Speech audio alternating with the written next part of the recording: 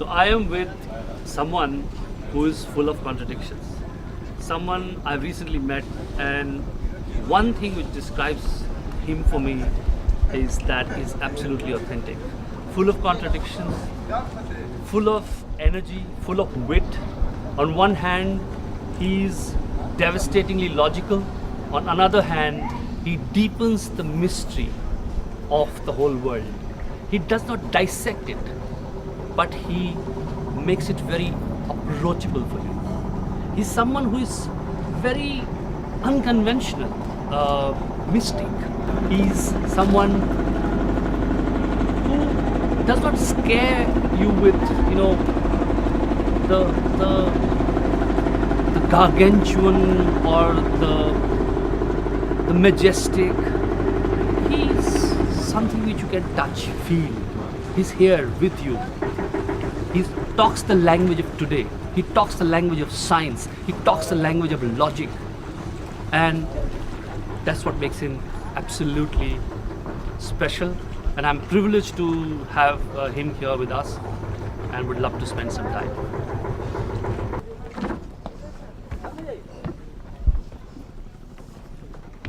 Hi, Prasoon.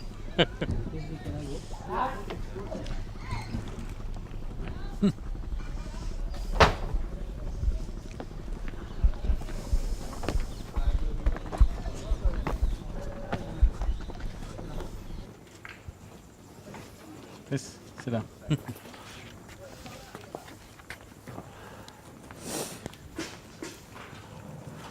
So, it's your first time in Varanasi, or you've been here before?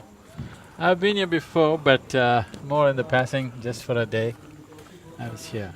This is the time really I'm spending time here. You must have thought a lot about this place. How does it match up to what you thought? Today morning somebody was asking me, how do you feel about Varanasi? So I told them it's fabulous and filthy. I think that's relevant. In many ways, in terms of what's been done here in the past, it is the most fabulous place on the planet. But the way it is here today, definitely it's not the way anybody would desire a great place like this to be. So leaving the filth and the politics and whatever else that's happening around here, because those things can be changed, I think we need to focus on a magnificent amount of work that's been done here in the past.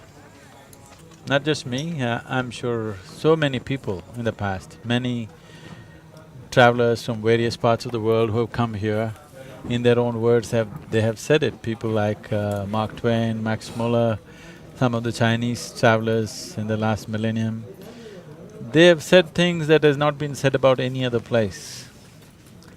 And in terms of its antiquity, nobody is able to fix a date as to where it is. The Banaras Hindu University has archaeological proof to say it is over 7,000 years. Wow. And over 7,000 could be anything. Yeah. The whole effort is to make the limited human being connect with the unlimited. This is always the fundamental of Eastern life. This is not a culture based on some religious belief. We're always seeing that cosmos is just a larger manifestation of who we are. Otherwise, or another way is, we are just a tiny micro manifestation of the cosmos. But that's what science also says. I mean, you are part of the energy, you are part from the… To some extent, but serious scientists will not accept that. So because of this, the whole effort is to connect. Why should I connect? Well, every human being, wherever he is, whatever he is in his life, he's always trying to be something more than who he is right now. If that something more happens, he wants something more. If you look at it, he's always longing to become limitless. There is no particular boundary which will settle him. It is the boundlessness which will settle him. But isn't it just a thought? Or is It is not a thought, it's a longing. Longing generated by a thought? No. Longing is generating thoughts, not the other way around. Yeah, but it's a vicious circle. No. It's a continuum of thoughts. No. And it goes on from like a relay race, we pass it on from one generation to another, and you strengthen. Is it a lint of myths? You don't teach anything to the next generation, still they will long for something more. It is just that If you're living in a village, you have one cow, you're thinking of two cows. You're living in Mumbai, you are thinking of billions maybe. Because there is an innate longing to expand, always.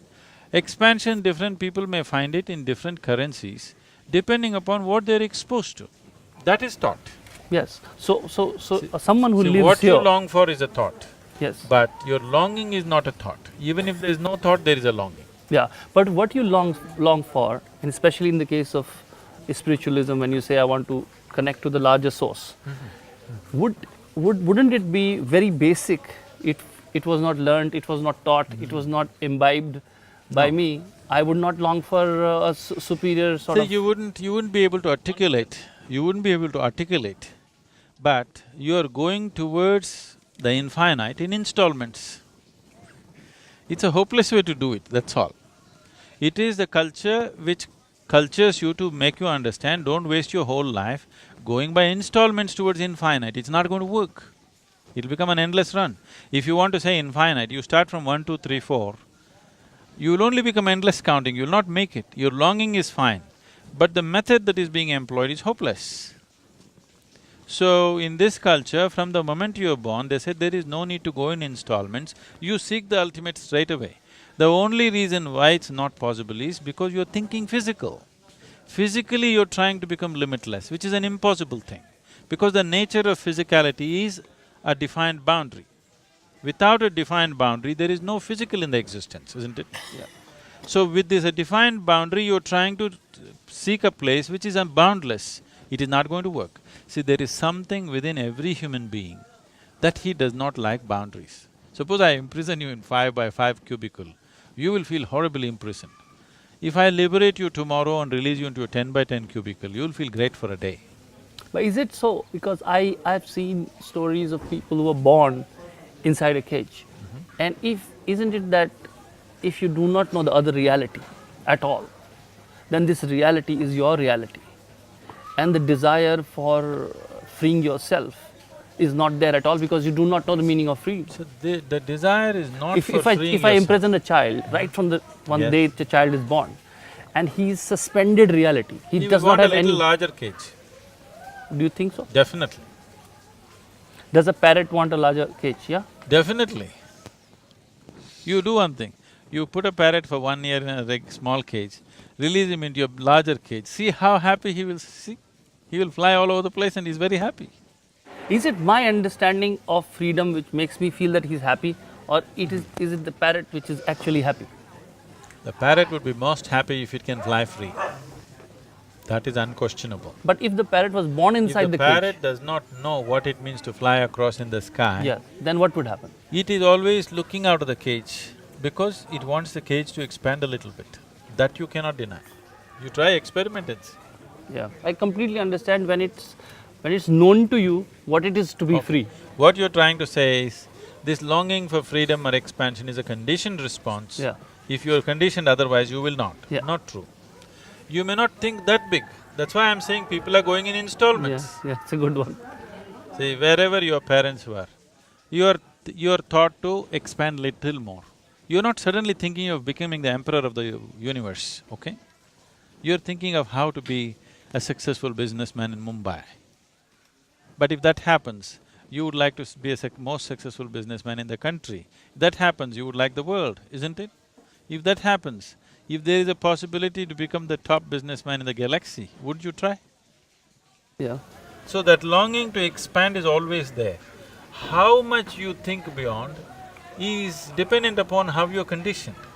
But the longing to expand is there. If that expansion happens, you seek the next. You're going towards the infinite in installments. It is a hopeless condition. That's a very interesting one. I never thought like that. So, yeah, I always thought that, if you don't have knowledge, That's not true. you don't seek it. It's a chicken and egg. No. No. So you're saying you seek first, the knowledge comes later. Only because people did seek, knowledge came. Knowledge did not exist to start with. To start with, knowledge did not exist.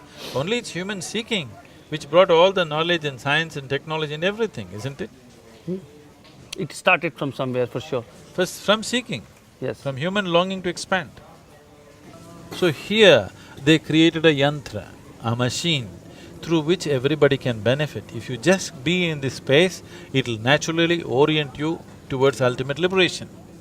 You know, when you talk about this instrument, which brings me to a question I always ask about yoga, and I feel these asanas. And it's my point of view, I mean, maybe absolutely wrong, but I feel there's too much of greed in that to learn from other animals. You know, why snake is doing like this, why… Whoever told you this? I think like that. I'm telling you, that's why I'm asking. No, whoever told you I that we feel learned it from the snake? I mean, you say this asan, that asan. I feel that why are you doing like a dog, and why are you doing like a lion? You know, everything you want to learn from anybody has anything. I want to get the best of it. No. Is it greed, or is it… No, is it like… the yoga that you have heard about and come in touch with is a rebound from American coast. Okay. That you… people are writing books saying yoga started in California and Madonna was the first practitioner. Okay. Yoga started over 15,000 years ago when Adiyogi taught yoga to his first 7 disciples, who are today celebrated as Saptarishis. The yoga that he taught is not a physical exercise, nor is it about animals. People name it according to what there is. See, now you get into this pose, what is this? Give it a name, what? It looks like a boat, we call it a boat pose, Naukasana. This is nothing to do with the animals. You sit like this, for me you look like something, and I'll say that, because otherwise how to give a name? It's just a Yes, it's convenience got of names, nothing yeah? to do with animals. Yeah. No, I thought, you know, No. so some of the… Yoga… I'm very little sort of knowledgeable about yoga, so that's the reason it's a very naive question. But I felt… The physical asanas are like this. See, if in 70s or early 80s, if you had a television at home, now you're watching your favorite program, suddenly it goes boop, boop, boop in the middle. Then you were a little boy, you want to run up the terrace and there's a piece of aluminum, you adjust it like this. If you get it to the right place, again the whole world pours in. Correct. So yoga means just this, getting your body aligned with the cosmic geometry. If you just learn to hold this right, if you just learn how to sit right, okay, you can download the whole cosmos. It is from that basis that Kashi has been created. To create a large human body, a magnificent human body which doesn't have the inertia of carrying physicality with it, so that it will be on all the time and it can just download the whole process. That is what the phenomenal effort that they made in Kashi. Great. An individual can do it, but to make it happen for many people is a different game. So you mean if you see a satellite view of Kashi, it would resemble a kind of a yantra or something like that? Definitely. Even if you come up in a hot air balloon or a helicopter, you can see the yantra form. That is the physical aspect. But some people are claiming they have taken pictures of the energy form, which I have not seen. Just in the last 2 days, people have been telling me, some journalists.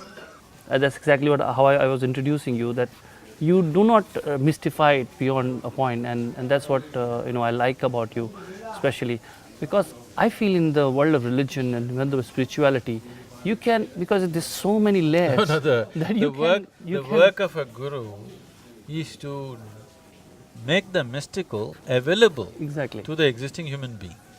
What is available, they're making it mystical. Yes. What is already grasped, that they're trying to make it mystical. No, what has not been grasped, which seems mysterious to other people, you bring it down in a way that people can grasp it. That is your work.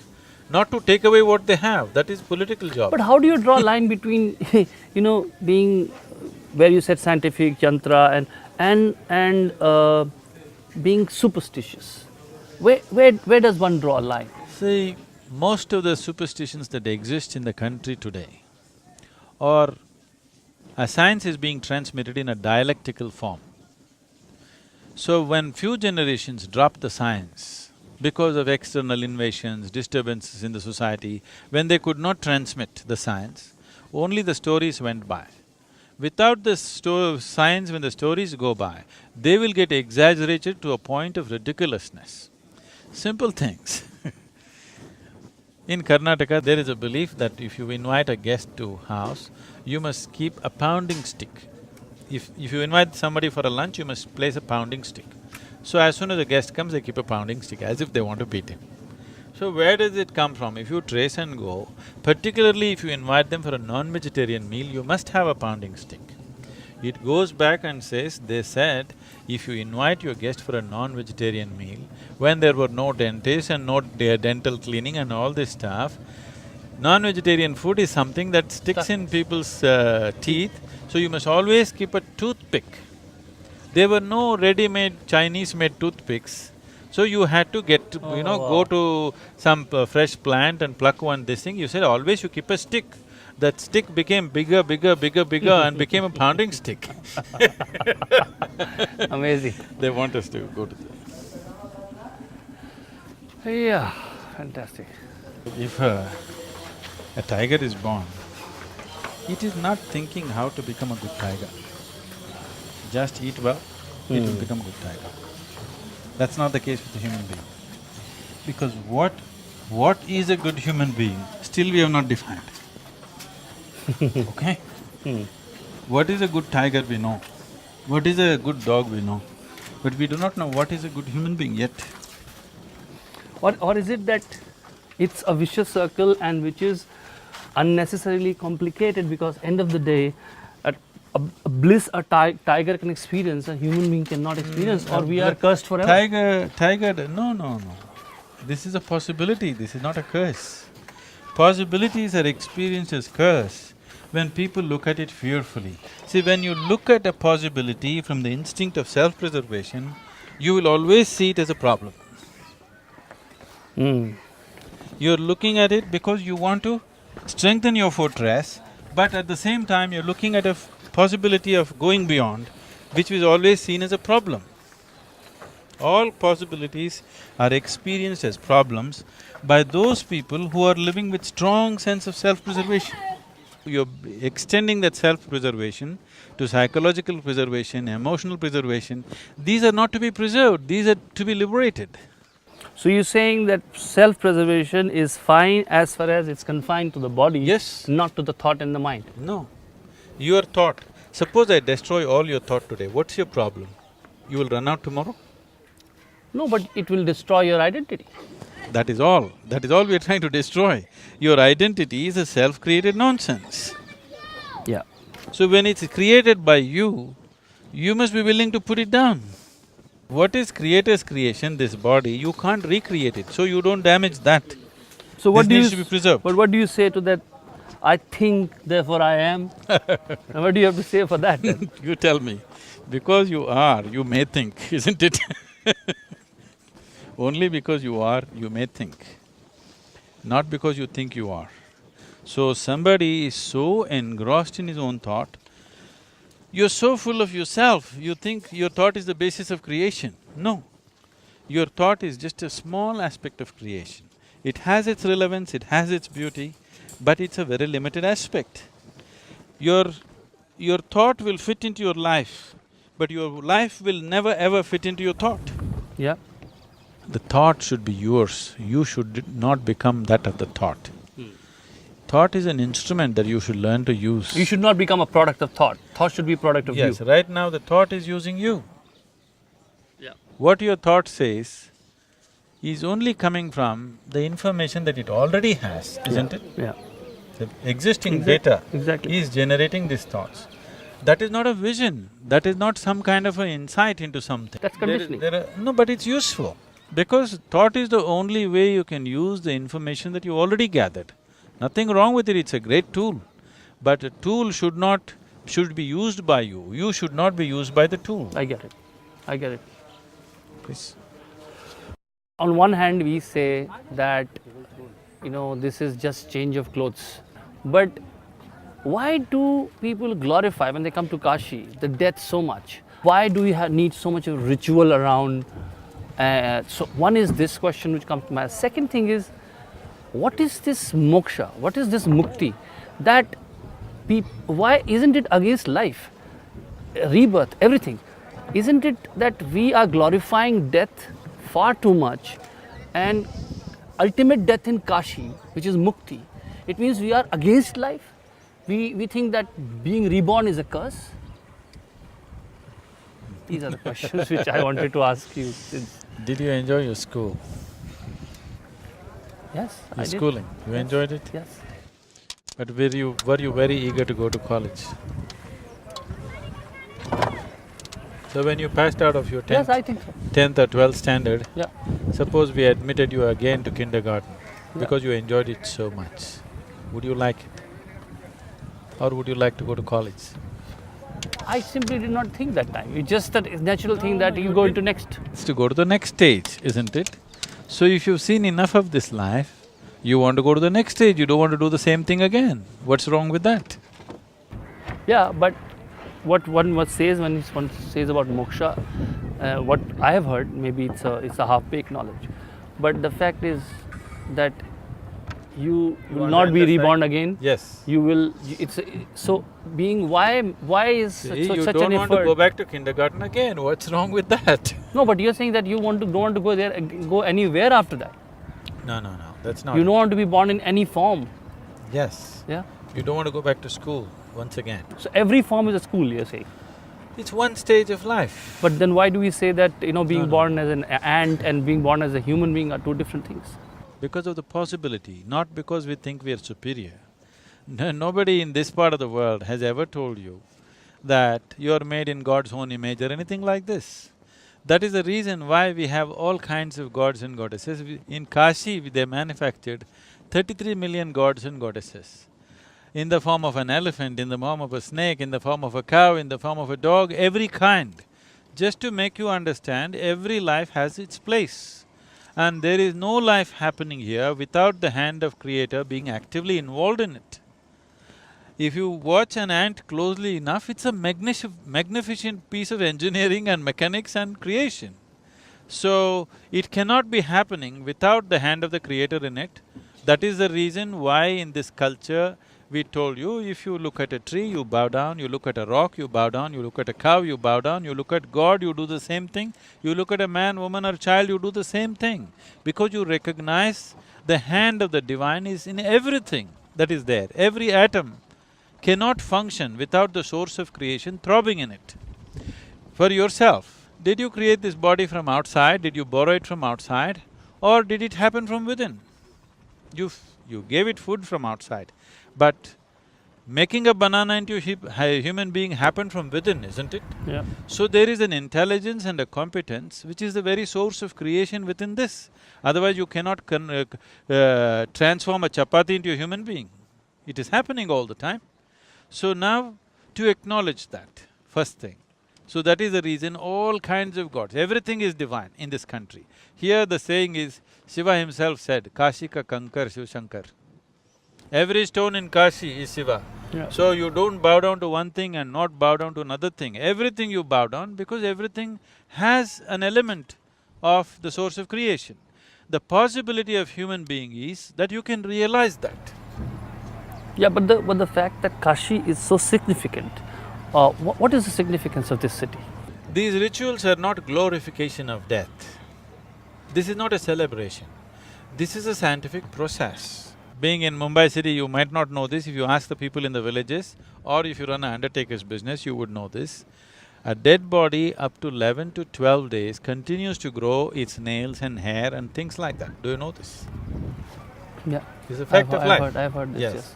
So because when you happened in your mother's womb, you didn't happen like a flash. It happened slowly over a period of time. Similarly, when the prana leaves the body, it happens slowly. Someone may be practically dead. For all practical purposes, he may be dead. But still, the prana is not left his system. Still it is there.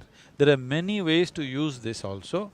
And above all, as long as the prana is there in the body, the person who's left the body is confused. See, from outside observers, we think he is dead. As far as he is concerned, he slipped out of the body. When I say slipping out of the body, let's set up a proper perspective for this. When you were born, your body was only this much. Now it became this much. How? You gathered it from outside, isn't it? This is just a piece of the planet. From the food that you ate, you gathered it. What you gather can be yours. You can claim it to be yours for now, but it cannot be you, isn't it? Can it be you? Then what am I? Don't jump now. Whatever you gather, it can be yours at the most, it cannot be you, isn't it? Yeah. I gather this clothing and after some time if I say, this is me, this is insanity, isn't it? That's what has happened to people. They gather this body and they think they are this. So this insanity has set in. Because the majority is with you and we are following democratic systems, whatever the majority says is right. But that's stupid. You know you gathered it. What you gather cannot be you. It's nothing short of insanity. Because everybody is in the same condition, we think it's okay. But what is not okay is not okay. So the basis of all human suffering and confusion and lack of understanding of life has come from this one point, that you don't understand that you are mortal every moment of your life. So the purpose of making a public display of cremations here is for you to know that you are mortal. And you realize you're mortal. When your time is up, you come to Kashi, preparing yourself to die. So, this mortality is the only thing which fires you to think of what's beyond. If you were immortal, you wouldn't think of anything, your life would have no meaning, isn't it? Only because it's going to end. And what is going to end is just what you gathered. This body is a loan that you've taken from this planet. You take the loan from the planet, when the time to repay comes, because most people have made nothing of it except thinking rubbish in their head, psychological realities, however big they may be, they will collapse in a moment. When the moment of death comes, what you thought, what you felt, your thought and emotion will mean nothing. Existentially, what have you done with this being? That's all that matters. That dimension is largely obliterated in the society today because of very strong Western influence. Before, sir, you answer the question, I had jotted down this in a form of poem. It's in Hindi. Will I tell you exactly what it means? रोज मर रहा हूँ मैं, शब्द शब्द, बूंद बूंद, लम्हा लम्हा, किस्तों में। रोज मर रहा हूँ मैं, शब्द शब्द, बूंद बूंद, लम्हा लम्हा, किस्तों में। खर्च हो रहा हूँ, व्यक्त हो रहा हूँ, अभिव्यक्त हो रहा हूँ। मेरे विचारों के शुक्राणु छूट रहे हैं, बिलबिला रहे हैं। शरीर को देखता हूँ, किसका शरीर है ये? किसकी उंगलियां हैं ये? किसके नाखून? किसकी सांस है ये जो शोर करती है आते जाते? किसकी धड़कन है ये जो एक लय में कब से चल रही है? क्या मेरा विचार है जो मैं हूँ? क्या जो इस वक्त बोल रहा है वो मैं हूँ? क्या तन सिर्फ एक यंत्र है जहाँ रहती हैं मेरी युक्तियाँ? क्या तन सिर्फ एक वाद्य यंत्र है जिसमें बजता है मेरा संगीत? फिर भी लगातार ये एहसास कि मैं कम हो रहा हूँ, कम कम और कम। पर विचार हावी हो जाता है, मुझे आश्वस्त कर देता है कि मैं जितना खर्च हो रहा हूँ उतना ही बढ़ रहा हूँ। तन का क्षरण और मेरे होने में वृद्धि। मेरे विचार का रूप बढ़ता जा रहा है, मेरा वैचारिक रूप बढ़ता जा रहा है। मेरी वैचारिक संतानें फल फूल रही हैं। मैं घिस घिस कर एक टुकड़ा रह जाऊँगा और फिर टुकड़ा टुकड़ा विलीन। पर वैचारिक में कद में बहुत बड़ा। क्या मैं मर रहा हूँ या मैं बढ़ रहा हूँ? What I tried to say here is exactly as I asked you that what is exactly death? Is the decaying of body or the dying of body is death? On one hand, my body is dying, and my thoughts, my ideas are becoming something which the world suppose embraces, and they live without me. So is it, would you call it death? What would you define death as? Have you ever died? It's all right, for poetry you wrote. Have you really ever died? Did you die and come back? No. In your experience, no, isn't it? Did you ever see somebody who died and came back? I haven't seen anyone. Have you ever seen a dead man? I don't think so. So you have not seen one, you have not met one, nor have you experienced. So where did you get this idea that you will die? It is learned thought. That's what. It is a fiction of the ignorant, created by the ignorant. There is no such thing as death. There's just life, life and life, moving from one dimension to another. So only when people are ignorant and their vision of life and their perception of life is very limited to physical nature of the existence, then they will think of life and death. Otherwise, there's just life and life. Wonderful, wonderful. So you are saying death does not exist? Don't believe me what I say, I am only asking you, let us remove… No, I understand what you're Let saying. us remove what's not true. Let us not talk about No, truth. but if you forget philosophy and you see what you see, is that there was a person whom you could touch and feel? No, That person. there was a body that you could touch and feel. Many times desperately you tried to touch the being, but you never did. At the most you touch their body, you touch their thoughts, you touch their emotions, you try to touch them, but you never did. But you feel their absence when they are not there. Because a body is missing, a mind is missing, the chatter is missing, emotions are missing. That's what you're missing, you're not missing the being at all. But that missing is missing because I'm feeling it. Missing is just a psychological process, isn't it? Isn't it a physical process as well? Yes, physical and psychological. Your mother who used to feed you, who used to, hug you, is no more doing that. See, physically very easily we can replace things. It is the psychological and emotional factor which is irreplaceable because of the uniqueness of the psychological structure of that person and the uniqueness of the emotional relationship between those two people. It is that which is irreplaceable. Physicality can be replaced effortlessly, isn't it? I am intrigued even further because this guy called Ray Wozniak or what is his name, he's trying to recreate his father, this scientist. And I was watching the documentary he made where he is saying that he's talking to everybody who knew his father and he's trying to get the reactions his father could have on various junctures and various stimulus, and he's collecting those responses, and he claims that one day he will have exactly the replica of his father in terms of consciousness which he'll create, which could be transplanted on a computer, he said, I can create a figure, I can do whatever I want. But what would you call something like this? Would you call that he recreated a person? I'd call this madness. We are too enamored with things that we have created. We're missing out the grandeur of the creation. What do you call people who saying that they're freezing themselves for years now? I heard that, you'll go into a temporary death, and then would you call them dead? Like they're saying that after 30 years you can defreeze them or reassemble. What in this state? Long time ago the Egyptians tried, right? Physically. Yes. But they could not make, they only created the mummification, they did. Yes. But what these guys are doing now is that freezing you, where your body can be reborn after 30 years or whatever time you want to come back. Women are capable of getting pregnant and delivering a new body, why do you want to preserve the old body? I don't see any sense. That's why Kashi, the moment you die, within an hour and a half, the body should be burnt. Because if the body is there, all this drama will happen, okay? Psychologically, you will play all kinds of games as long as the body is there. So the rule in India is, if somebody dies within an hour and a half, you must burn. Why it is, as I said, prana leaves the body slowly over 11 to 14 days. So there will be confusion in the being which has slipped out of the body, and there is a confusion in the people who are around him. Suppose somebody is dear to us and they die, if you sit there and the body is there, you still think maybe he's only sleeping, maybe he's only going to sit up, maybe there's going to be a miracle today, maybe all the laws will be broken and today somebody dear to me is going to sit up and live.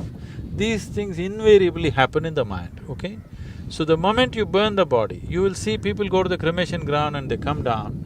They were crying and yelling, when they come, they become quiet because the reality has sunk in. The most important thing with the existence is to be in tune with reality, not to create hallucinations.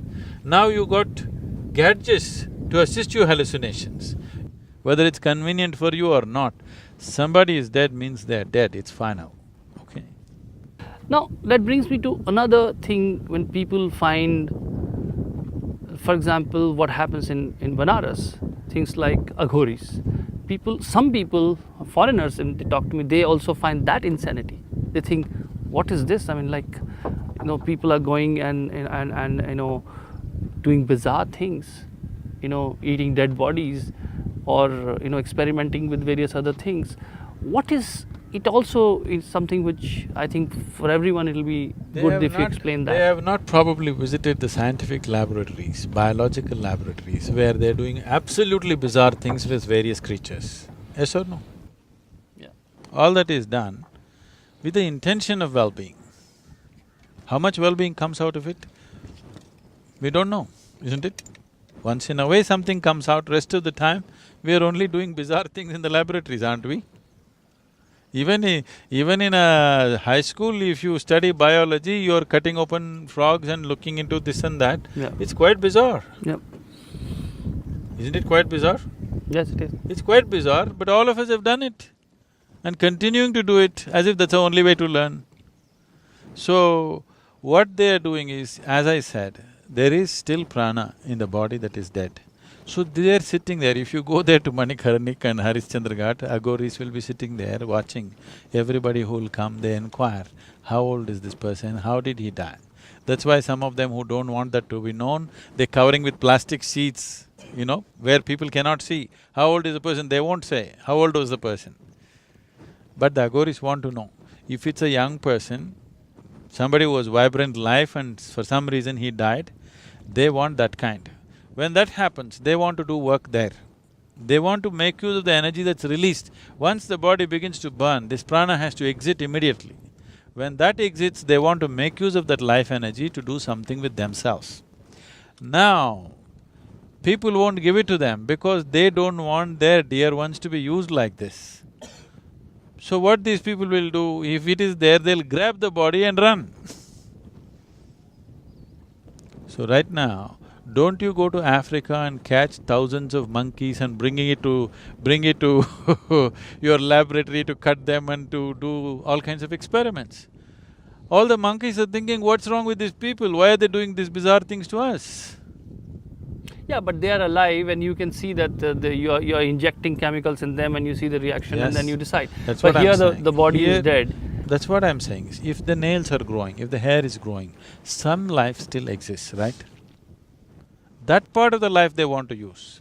They don't want to do a live person because it will lead to human sacrifice. They don't want to do that. They're waiting for the dead to come.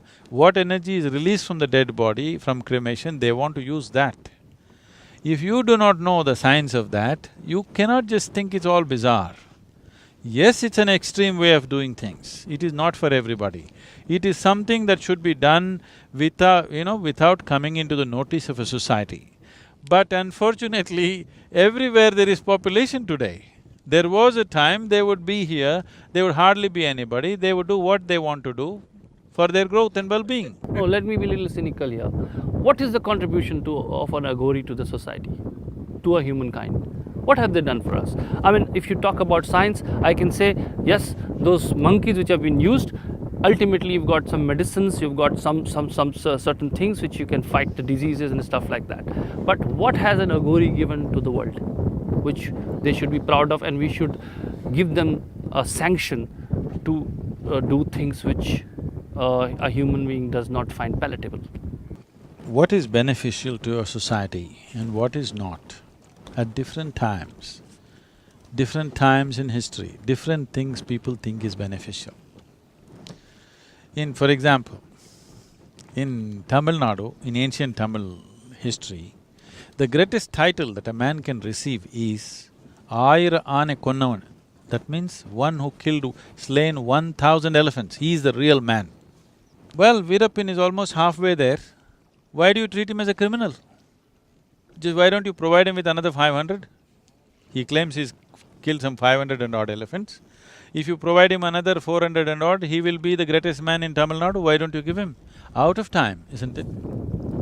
Exactly, not contextual. Not contextually right. So now, whatever you're talking of science as creating great benefits, it is only contextual now.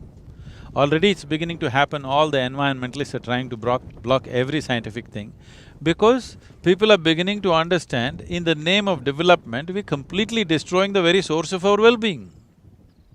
Tell me, what is it that's destroyed this planet? It is essentially technology, isn't it? Yeah, but technology is coming out of the Yes, desire to be wanting it's more. driven by that. But I am saying what provided, what facilitated. There were Alexander the Greats who wanted to conquer the whole world, but they couldn't do it. But it is the technology which did it, isn't it? Yeah. So is technology bad? No. It is just that it's in the wrong hands, how it is used. So the type of technologies which were 50 years ago, now we are looking down at it. How could somebody do this nonsense? If you see a chimney spewing smoke, today you think, oh my God, they're polluting. 100 years ago when they saw a chimney in Manchester City, they thought, wow, isn't it? So you are saying that Aghoris have become out of context? No, I am not saying they're out of context.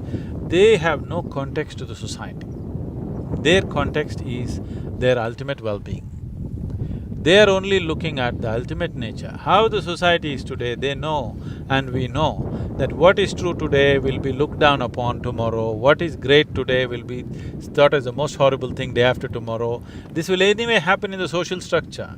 You are made to believe that this is it, and tomorrow your next generation will stand up and say what you did is the most idiotic thing, what you thought was a great thing. So they are not getting involved in the context of the society. They are only involved in the ultimate nature of their being. So they don't care what the society thinks. So they always stayed away from society. But today society has occupied just everything. They have no place to be. By that logic, we can define any… we can justify any perversion. See, they are not causing harm to anybody. Never are they causing harm to anybody. Have you heard of any Aghori attacking anyone? No. No, he is doing something with himself. He is not in some other… See, people are taking drugs, people are drinking themselves to death, people are smoking and blowing it in your face. They're not doing any of those things, they're in remote places doing their own thing with themselves, not with somebody else. Yeah, that's the point. That's the point. They are free to do what they want. Only with themselves, they're not doing it with anybody else. As far as they don't… Yes. As far as they don't scare the society, as far as they don't… See, the scaring the society is because society is just… populations have exploded and we are just everywhere. Yeah. Where is a secluded place, tell me? That's the point. That's the point that if they want to live… And this explosion of population is society's… Society is the culprit, not Aghoris. They don't reproduce at least. Yeah. So then that over glorification of Aghoris, when we hear that they've got these superpowers and all that, that probably is exaggeration, and they are mere selfish, self-centered, No. experimental See, beings. what is super and what is not super is again contextual. See, today you can pick up a little bit of plastic and metal in your pocket and speak to somebody in America, yes? If only you could do this 100 years ago, we would have treated you as God. If Prasoon Joshi was the only one who had a cell phone and you pull it out and talk to somebody in America, we will think either you're his messenger or son or himself, isn't it? Yes. So it's only contextual. Their thing is not about powers, it is just about they want to evolve to a place where what you hold as something that you abhor, they are trying to befriend that, because the moment you like something and moment you dislike something, you have divided the existence. And once you divided the existence, you cannot embrace it. So, they're going with whatever you would not be able to stand. What is most abhorrent for you, that is what they befriend, because they want to take away what they like and what they do not like. Everything is same to them. So This is a way of embracing the universe. one strange way of doing it. What do you… On the other hand, you have this… Strange or otherwise, successful for some people, that's all that matters. It works. Yes. It is not for you and me. But for somebody it works. I am not against anything that works. If it works, it's fine with me. Yeah, but it works for them, and they can't ever tell you how it works for them. Yes. They can say that I'm happy, so let me be. That's what they can say. They're not even talking about happiness. We know it works. Yeah, I mean, it works, okay, in a certain way. You can Because define… certain transformation, certain capabilities they display, which is otherwise not possible. No, it will not be possible for a normal person to do what they do. So definitely there is some sort of stretch of mind happened already there. Sadhguru, I wanted to ask you about why do human have the fear of death so much. So much of, either you've got fear of death or you glorify someone who dies. I mean, look at the world and look at rock stars. Dying early, it becomes a virtue. You know, you become a star because you die. So, what is that makes us so uncomfortable and not at ease with death? See, it's not death which is disturbing for people. Here right now we are in front of Manikarnik. Right next to that is the Kalabhairav temple. What you see there is Kalabhairav temple. Bhairav is one who takes you beyond fear. Kal Bhairav is the fear of time. It is the fear of time, it's not the fear of death. In fact, in southern Indian languages, that is the terminology used for death. Kalamaitanga, Kalamai poinaru, Kalavadaru, all southern Indian languages say his time is up. So, the fear is always about the time. Time is the basis of fear. If you had limitless amount of time, it wouldn't matter, isn't it? It is time is running out. If something happens, time is the issue. If something doesn't happen, time is the issue. Yeah.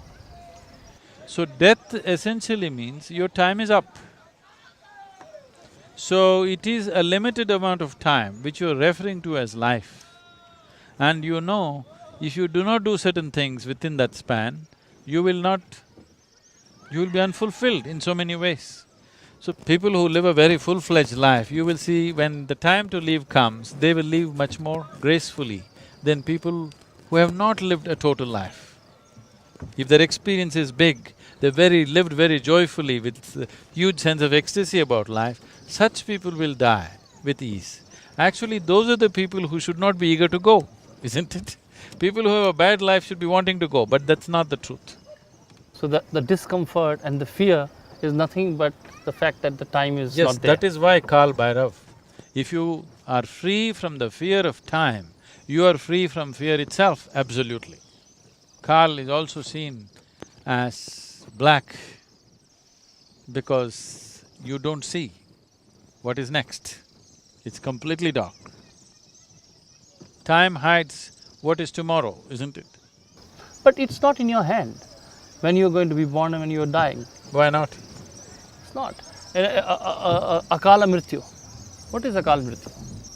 A child dies, a teenager dies. It's not there in their hand. So how Yes, you but you must fear understand it? the most important temple in Kashi is Avimukteshvara. So Shiva promised, I will never leave. What do you say for that? Why are you picking up bad examples? When they made Kashi, they made 468 shrines, 13 months of the year. We look at the year as 13 months because once in 3 years there's an extra month in the lunar calendar. This calendar runs to a few, like thousands of years. People say 3,39 years, the 39,000, so many years calendar is there for them. 3 lakhs or 39,000, it runs way before any other calendar came up and it's quite perfect. It's perfect, really. So now, looking at the geography of who you are, the physical geography of your body, the cosmic geography of the solar system and the larger geography of the cosmos itself, there is a very intricate connection. So this is made like this. Solar system is like a potter's wheel. The way it spins is the way our bodies have developed. This Adiyogi said over 15,000 years ago, when the Saptarishis asked him, isn't there some other way apart from the yoga you have taught? He said, right now human body has reached a place where it cannot evolve further. When I say evolve, where did this come from? Well, he told you, the first form of life was fish, the second form of life was an amphibious animal, a turtle, the third form of life was a wild boar, the fourth was half animal, half man, the fifth was a dwarfed man, the sixth was a full-fledged man but emotionally volatile, the next is a peaceful man, next is a loving man, next is a meditative man, the next who is supposed to come is a mystical man. You heard of the ten Yes. avataras? Dashavatara. It runs very much parallel to Darwin's theory of evolution.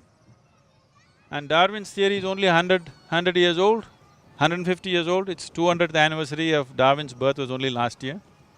That brings me to, you are here in Kashi and you said that this is the first time properly you've come here and you've done Saptarishi Puja here.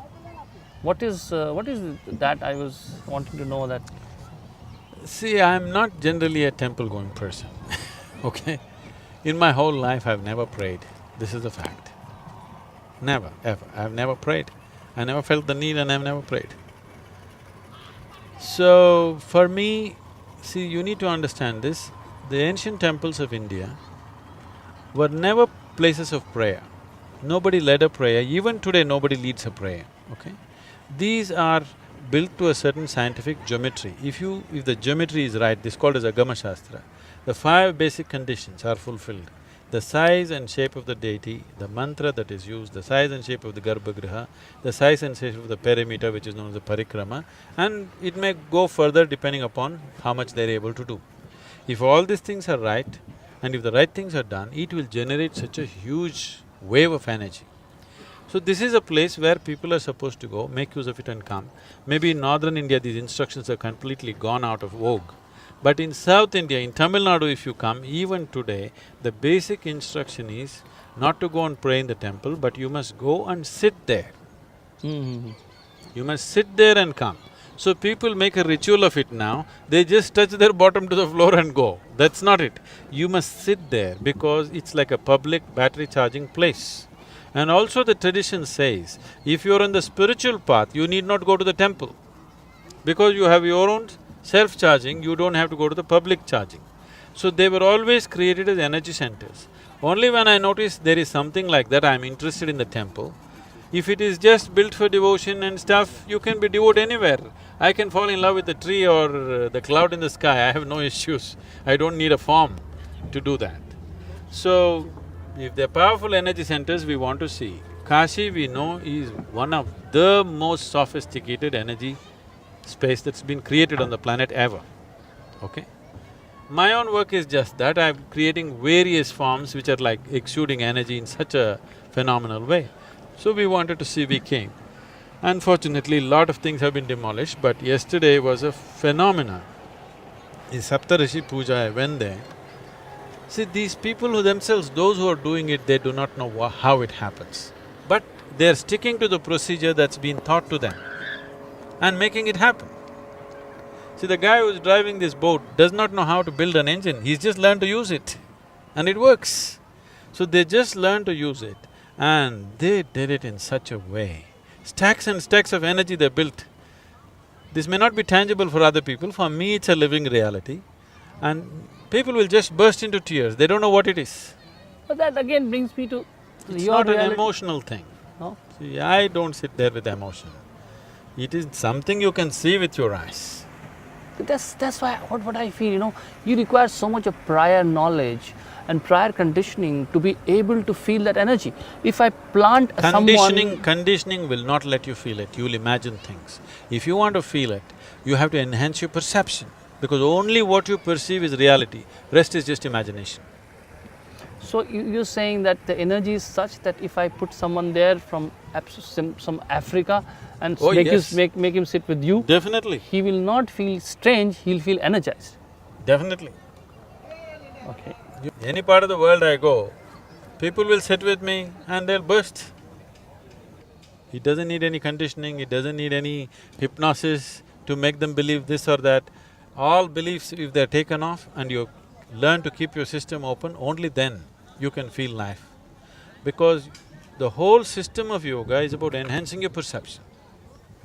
If you do not enhance your perception, this is what the third eye of the Shiva is supposed to be.